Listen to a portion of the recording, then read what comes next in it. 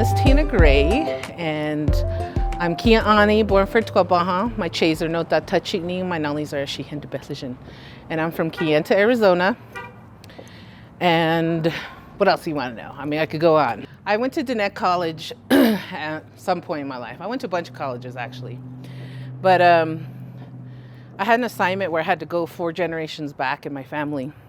I discovered a lot of things about my family that answered a lot of questions.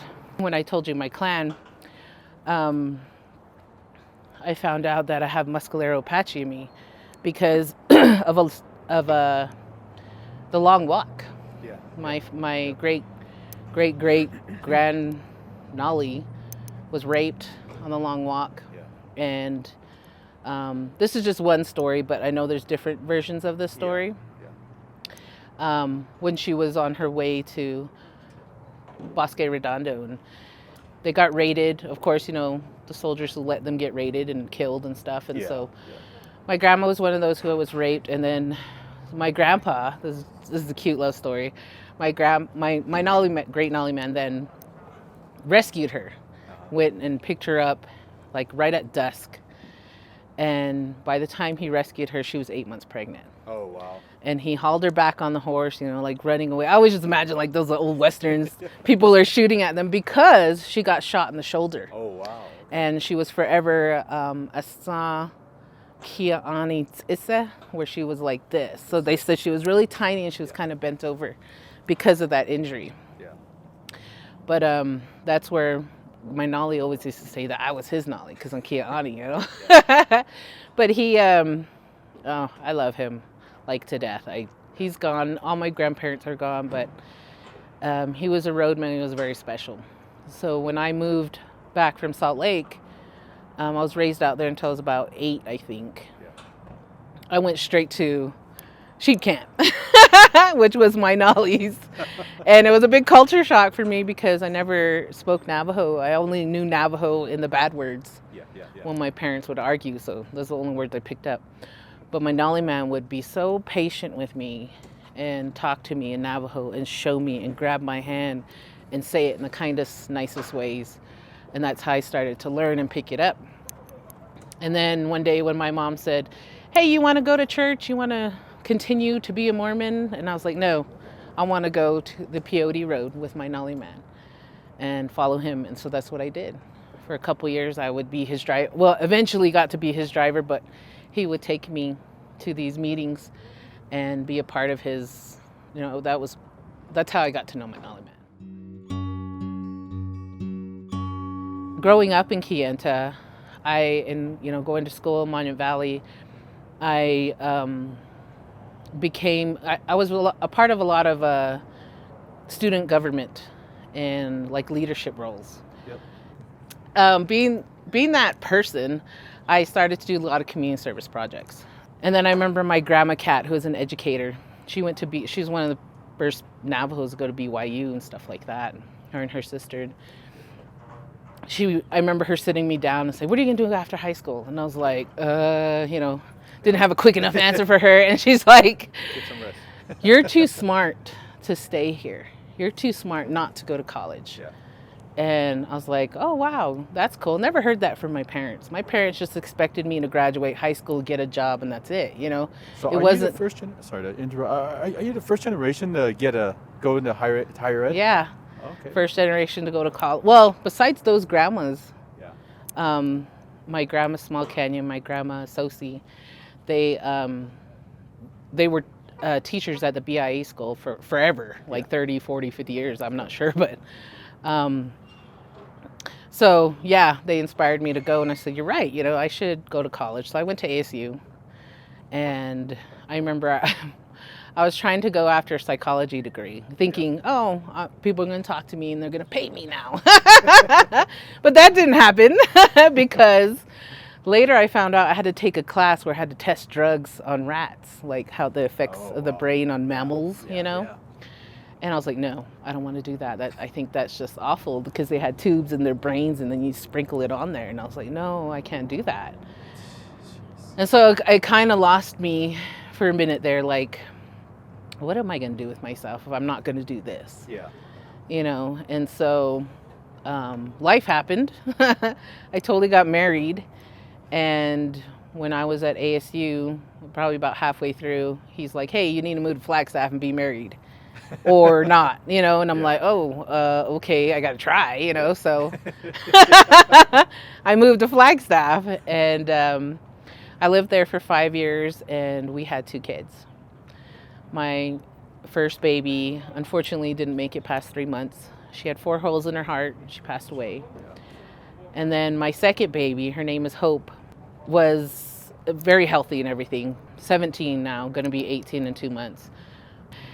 She made me think, oh, I need to go back to school, So 3 years I was out of college. I wasn't doing nothing. I was working at Circle K. I was working at the newspaper joint. Yeah.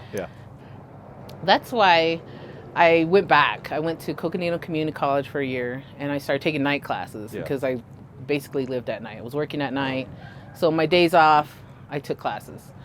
And then I had to take care of my daughter during the day. So it's pretty hard. But when you're young, you can do anything. You don't mind the sleepless nights. Yeah, you don't need sleep. What?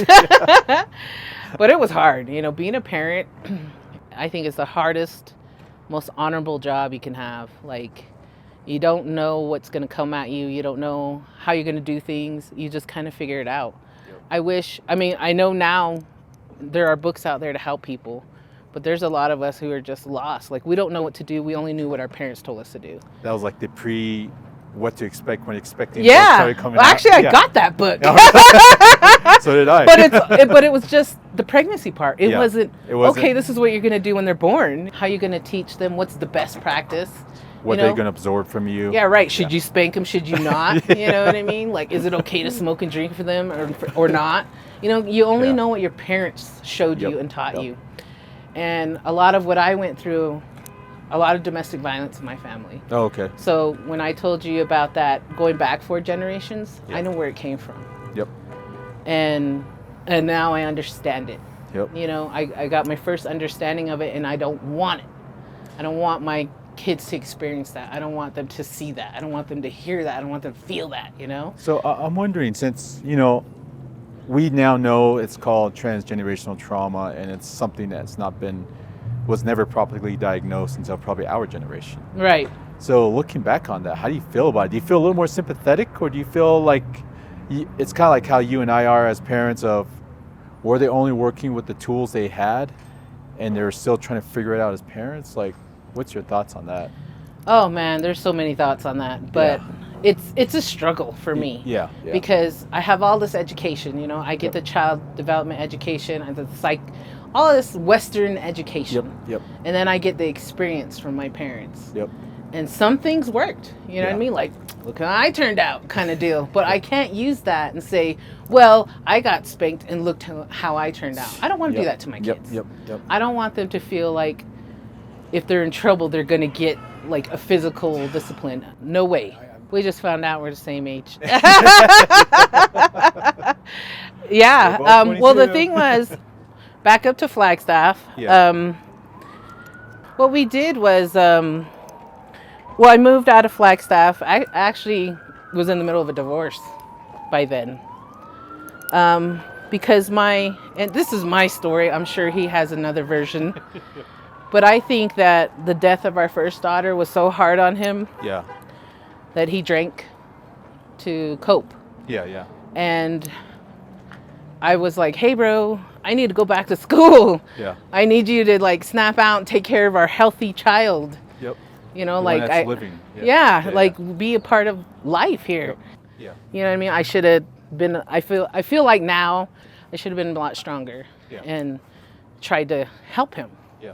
But I was such on a mission to be independent, and my goal was a master's degree.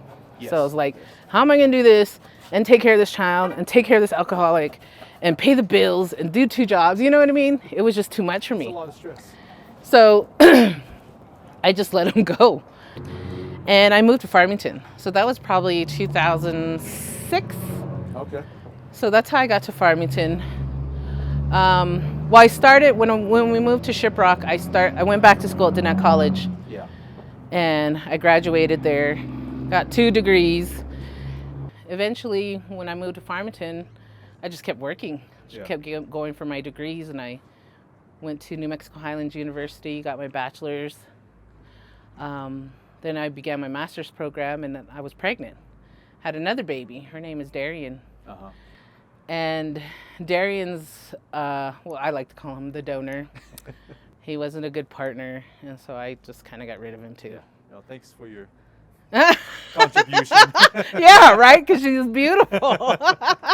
You did your part later. Like, damn these looks. Because I was like just so career driven. Yep. Like, I'm getting my master's. Once I get it, I made it. You know what I mean? And so I did, and I ended up working for the state. I lived in Gallup for like a year as a placement worker. And then I moved back to Farmington. That's when I got my job at Capacity Builders. Oh, okay. I started to have ceremonies more and more. I remember the first ceremony I had for myself was my own womanhood ceremony, the Kinalta. We are training domestic violence and sexual assault advocates to work on the Navajo Nation, for the Navajo Nation. It's a nice flag. No ass and titties hanging out in your clothes, no ripped clothes. And the reason why is, because only dead people wear that. She goes, what do you mean? Anytime they wanted funding, they had to go through Window Rock, and then Window Rock would take a 20% cut, administrative fee cut, and then it would trickle down to the chapter houses that asked for it.